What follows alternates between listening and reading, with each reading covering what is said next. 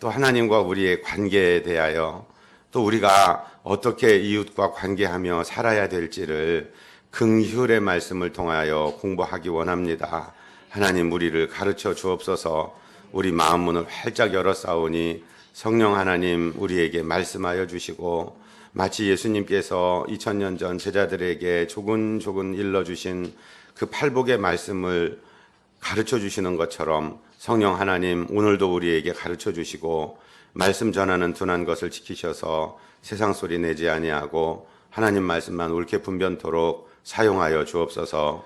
예수 그리스도 이름으로 믿사옵고 간구하옵나이다. 아멘. 지금 우리가 하고 있는 행위를 예배라고 해요. 누가 여러분 초등학교 다니는 자녀들이 아빠, 엄마, 예배가 뭐요?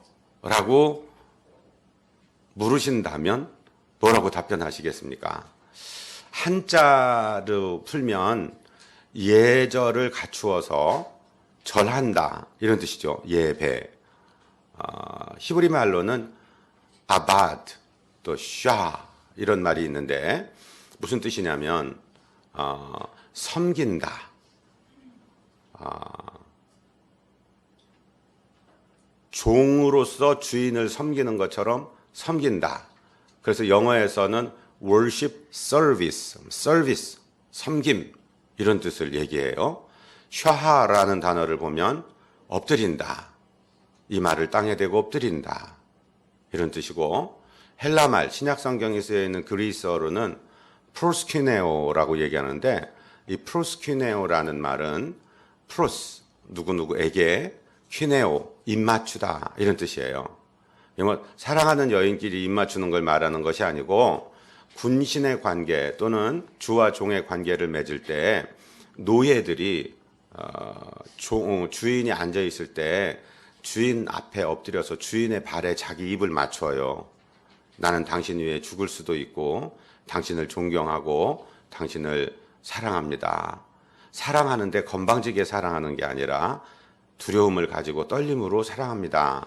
그래서 예배의 헬라 말은 프로스키네오, 엎드려 입맞추다 이런 뜻이에요.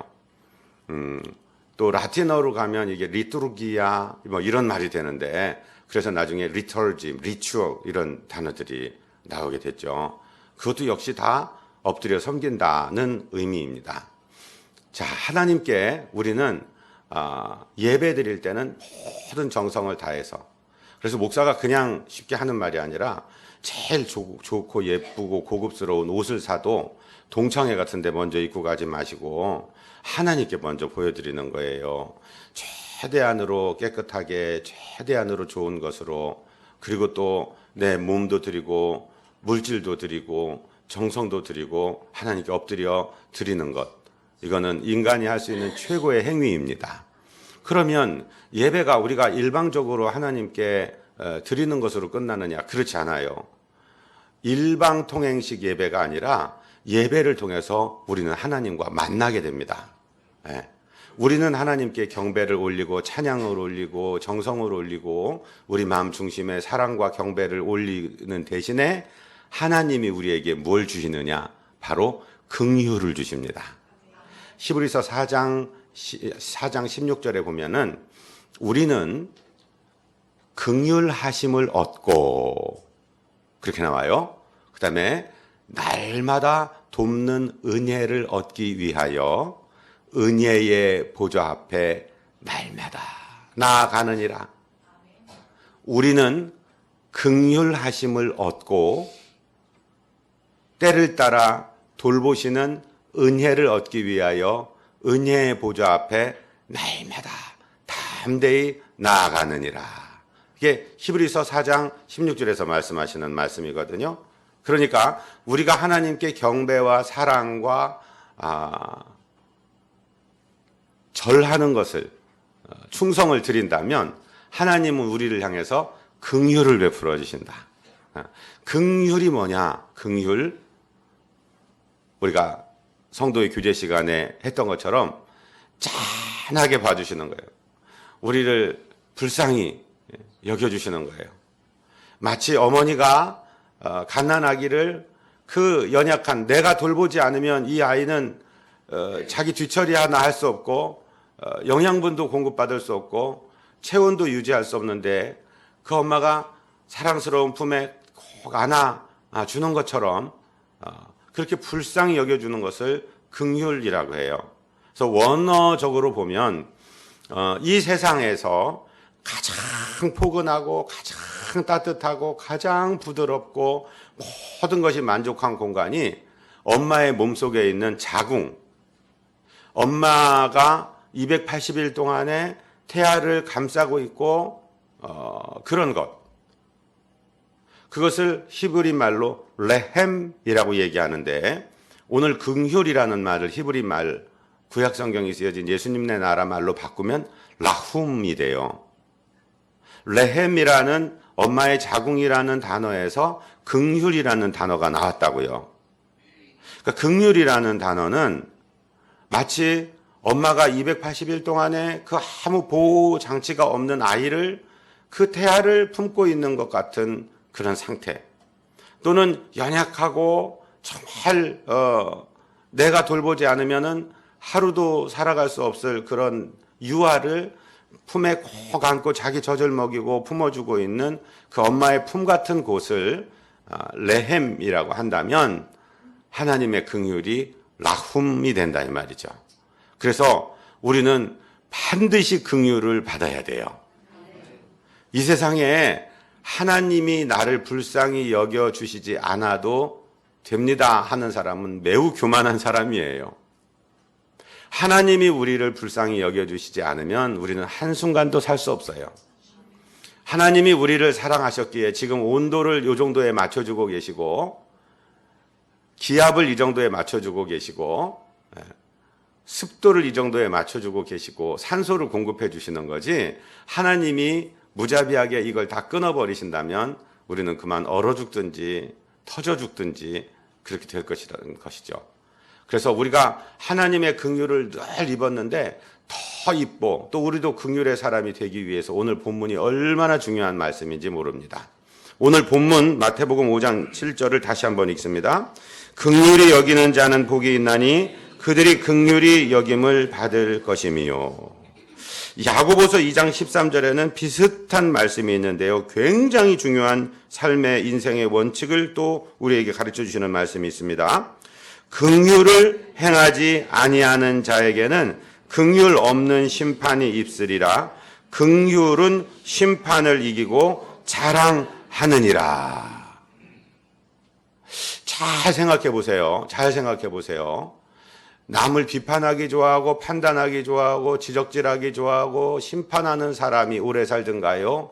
그저 감싸주고 참아주고 덮어주고 긍휼을 베푸는 사람들이 오래 살든가요? 후자입니다.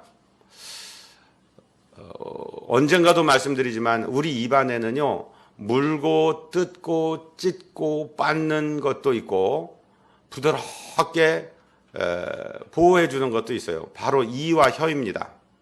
누가 더 오래 살아요? 우리 입안에서 혀가 오래 살아. 일반적으로 혀가 오래 살아.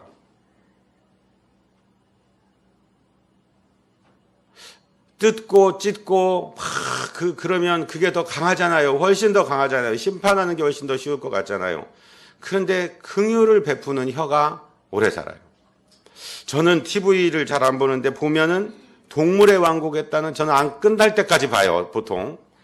그 동물의 왕국을 보면은 동물들 병원, 아프리카 정글 같은 데는 우리 지금 여기 애완견 기르고 그러는 사람들처럼 무슨 수의사 있는데 그런 병원 있나요? 잘 없죠.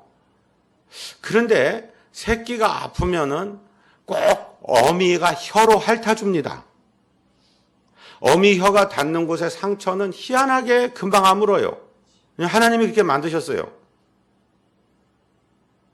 우리 혀 안에는 여기 지금 의료계통 계신 분들이 많아서 제 말이 맞는지 틀리는지 모르는데 아밀라젠가 말타젠가 뭔가 이런 것들이 나와갖고 그것이 식균 작용을 하는 우리 침 안에 그런 것들이 있어서 소독을 해요. 그래서 살게 돼 있다고요.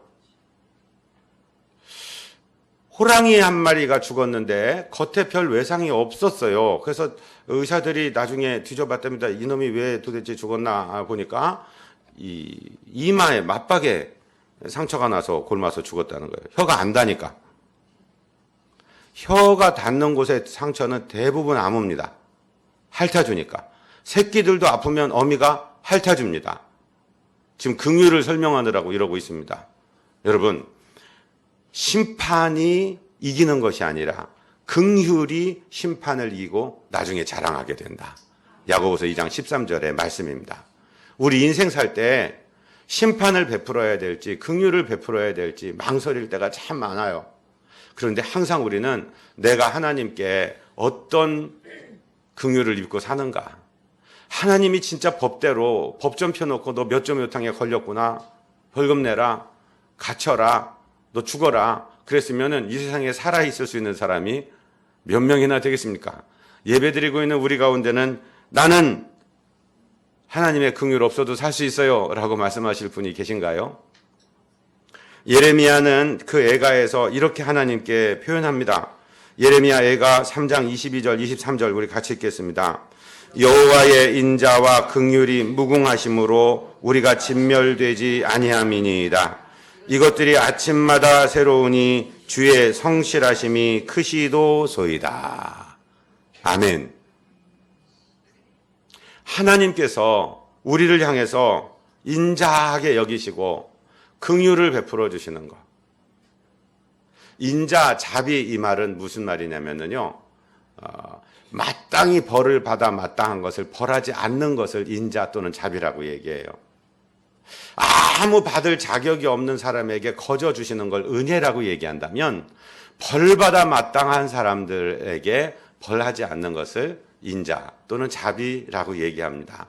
그런데 그 인자와 자비의 근간에 그 밑바닥에는 뭐가 있냐? 긍휼이 있다는 거예요.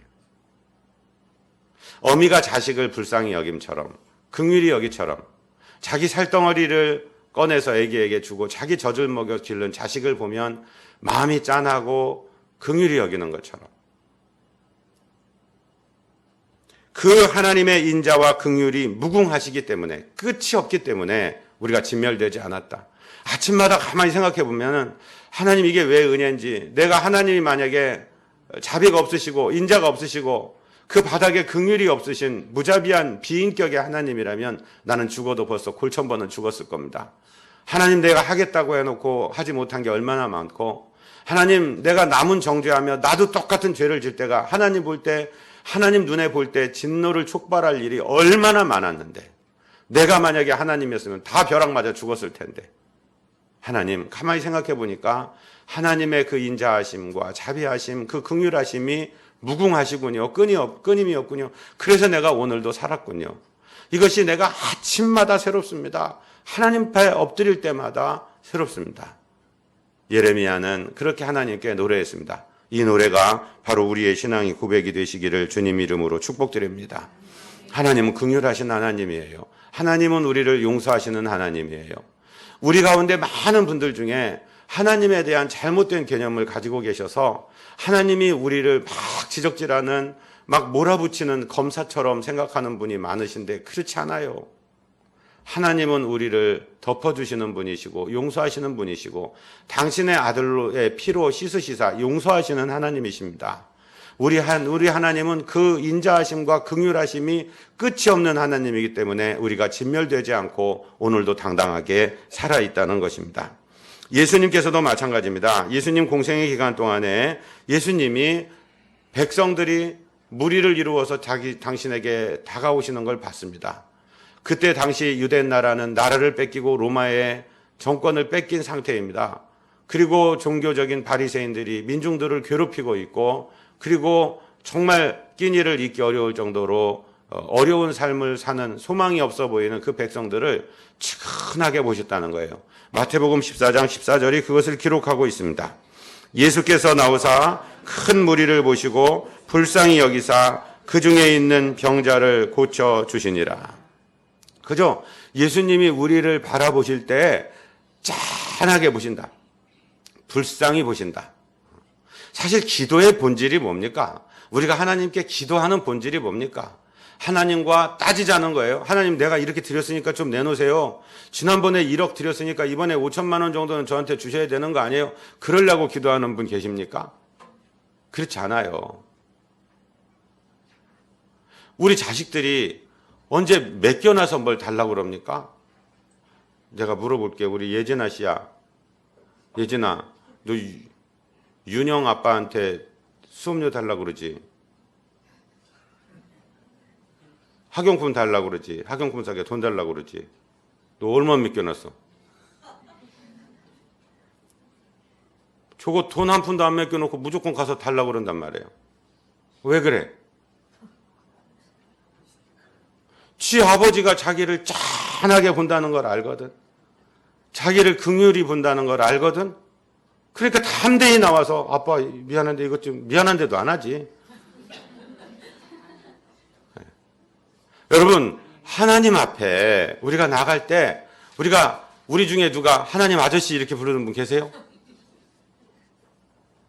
아빠, 아버지, 하나님 아버지 그러잖아요. 달라 그러세요. 아멘도 아니요. 언제 맡겨놓으셨어, 하나님께? 저는 맡겨놓은 적 하나도 없어요. 다 받는 거예요, 다 받는 거예요. 네? 우리 아버지니까.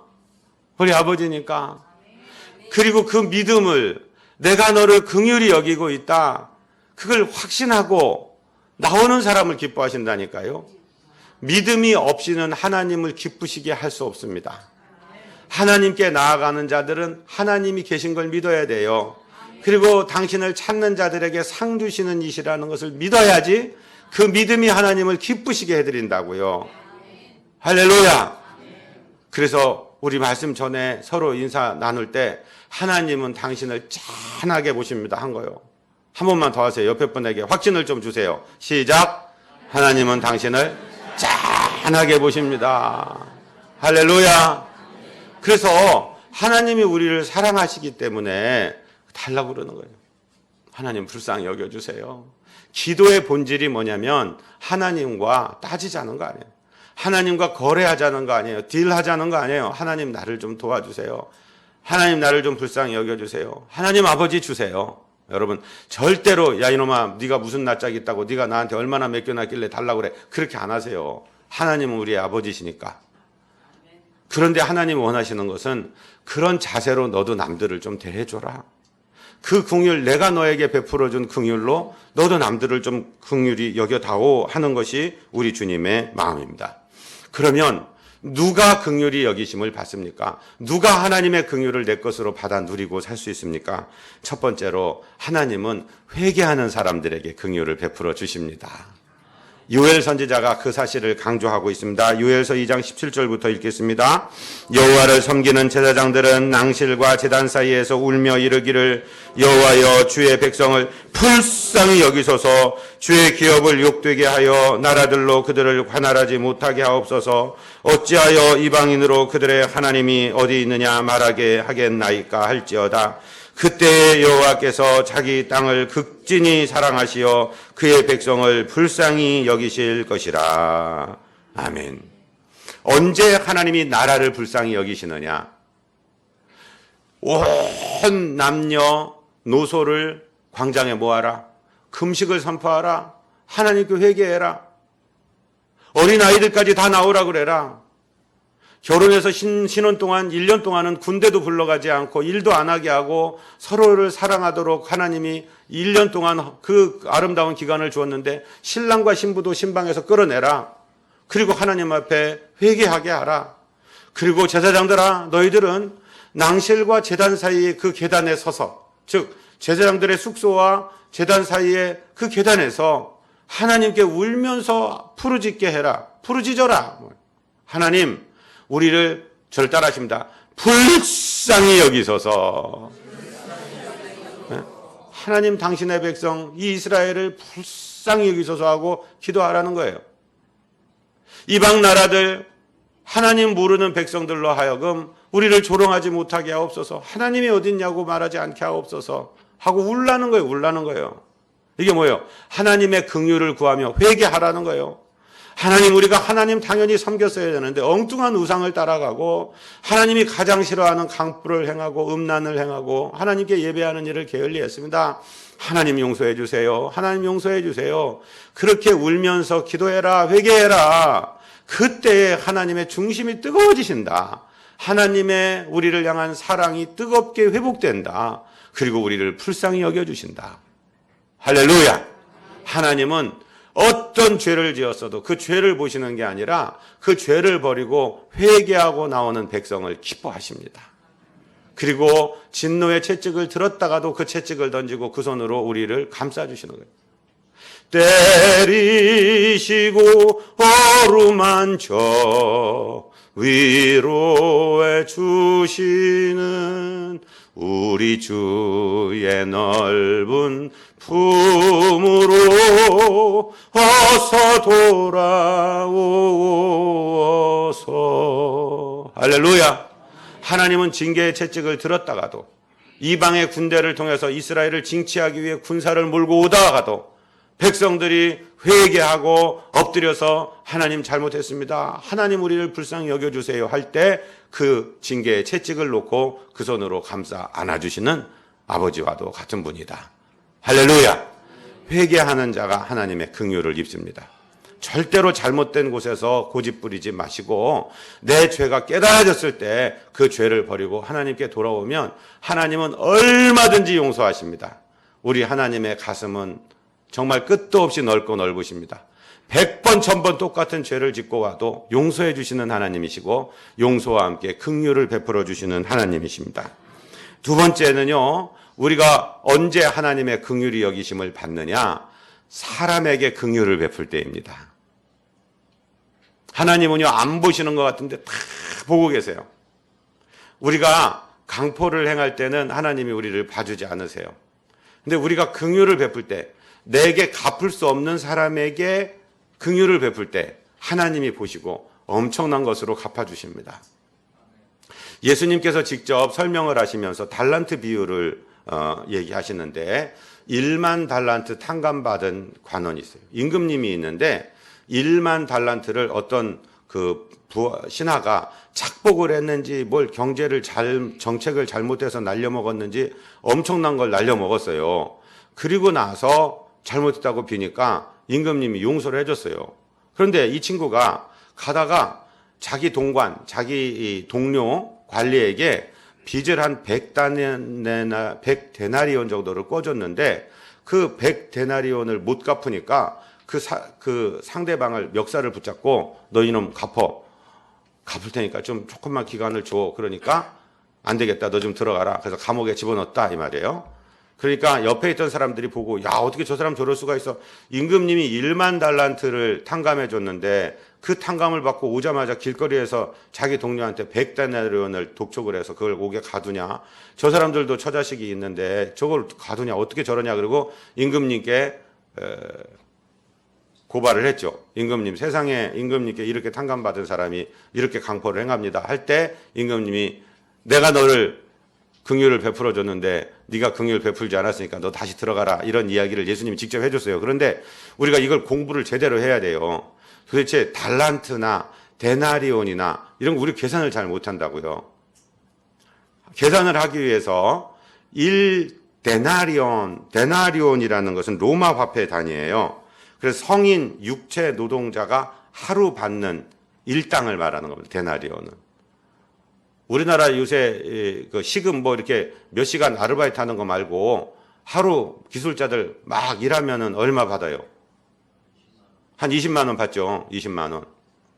그런데 달란트라는 것은 뭐 은으로 재느냐 동으로 재느냐 금으로 재느냐 다르지만 달란트는 무게가 32.6kg이 달란트예요. 계산을 어떻게 할 수 있냐면 1데나리온은 6천 데나리온이 1달란트가 된다고 봐요. 달란트는 그리스 화폐, 유대 화폐이고 데나리온은 로마 화폐라 환산이 좀 어려운데 일단 따지면, 그런데 1만 달란트하고 100데나리온이라는 것은 계산이 잘 안 되는 겁니다. 자, 1달란트가 6천 데나리온인데 1만 달란트면 6천에다가 동그라미 4개를 더 붙여요. 복잡한가요? 계산기 나와야 돼요? 네. 그러니까 계산할 수 있는 금액이에요, 없는 금액이에요, 일반적으로. 계산이 안 되는 거예요. 제가 있던 인도네시아에 이 반약이라는 말이 있어요. 1, 2, 3, 4 해서 이제 누가 이리안자야 사람들을 그 동쪽에 있는 사람들을 조롱해서 부를 때는 몇 명 왔어? 그러면은 5 사뚜 두아 띠가 리마 음빨 리마 이렇게 거기다 세갖고 5이 넘어가면 반약이에요. 10도 반약이고 100도 반약이고 1000도 반약이고 영어로 many. 그래서 우리 머리로 생각이 잘 안 되는 숫자가 1만 달란트입니다. 하나님이 저와 여러분 지옥 보내지 않고 천국 백성 삼아 주신 거는 계산할 수 있어요, 없어요? 안 되는 거예요. 계산이 안 되는 거예요. 100데나리온은 얼마든지 계산할 수 있는 거예요. 일당 20만 원이라고 하면은 공 2개 더 붙이면 200만 원, 2천만 원. 2천만 원 큰 돈입니다. 한 3분의 1년치 연봉 아닙니까? 그거 큰 겁니다. 진짜 탕감해주기 어려운 거죠. 그런데 1만 달란트에 비한다면 계산할 수 없는 금액이죠. 주님이 일부러 이 이야기를 숫자 하나 변치 않고 우리에게 말씀해 주신 이유가 뭐냐? 우리는 하나님께 정말 그 지옥불에 떨어져야 마땅한 이 죄를 입고 있는데 그걸 다 털어주시고 당신의 아들의 보혈로 씻어주시고 우리를 당신의 자녀 삼아 주셨다면 세상에 나가서 너무 각박하게 무자비하게 살지 말아라. 긍휼 베풀며 살아라. 하나님이 보고 계신다. 회개의 열매를 맺어라. 말로만 회개하지 말고 네 삶 가운데 좀 보여라. 하나님의 말씀인 줄로 믿습니다. 우리 마태복음 18장 32절로 35절을 읽어보겠습니다.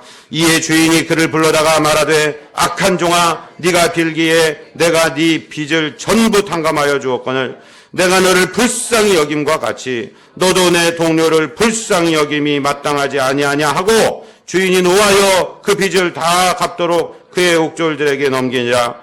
너희가 각각 마음으로부터 형제를 용서하지 아니하면 나의 하늘 아버지께서 너희에게 이와 같이 하시리라. 아멘. 하나님께서 말씀하시고 옆에 분에게 말씀해 주세요. 저도 이제부터 긍휼히 여겨 드릴게요. 저도 좀 긍휼히 여겨 주세요. 할렐루야. 네? 그래서 제가 오늘 드리는 말씀이 여러분 가짜보다 도짜를 쓰자. 시작. 어떻게 목사가 그럴 수가 있어? 그건 긍휼이 아니요. 긍휼이 아니요. 목사님도 그럴 수도 있지. 주님도 때로는 울기도 하셨네. 할렐루야.